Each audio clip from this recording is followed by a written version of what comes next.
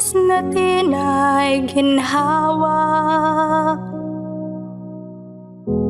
at sa buhay ay palaging may saya. Ngunit katotohanan, may oras na may alinlangan.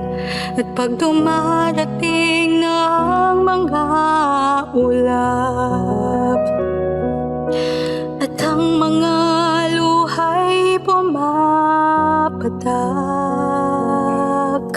kagaya ng ulan, mga pagsubok ay nariyan.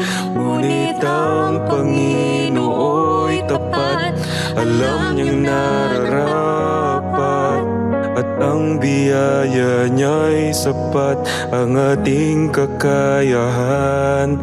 Ang Diyos ay may karunungan, siya'y may layunin sa ulan.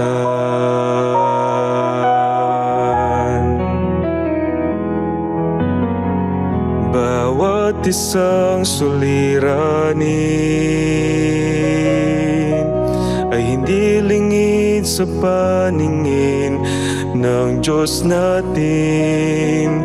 Maging sa kalungkutan o hirap, sa pangako'y humawak. At sa gitna nitong bagyo, isang tiyak na naririnig ng Diyos ang bawat tiyak. Kagaya ng ulan, mga pagsubok ay nariyan. Ngunit ang Panginoo'y tapat, alam niyang nararapat, at ang biyaya niyang sapat, ang ating kakayahan. Ang Diyos ay may karunungan, siya'y may layunin sa ulan. Kung may dilim man sa daan, may dilim man sa daan, may pag-asa't liwanag pagtapos ng lahat.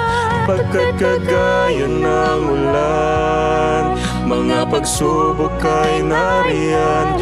Ngunit ang Panginoo'y tapat, alam niyang nararapat, at ang biyaya niya'y sapat, ang ating kakayahan.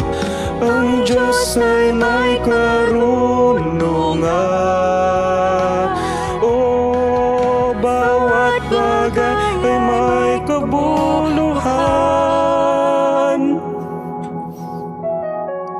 Siya'y may layunin sa ulan.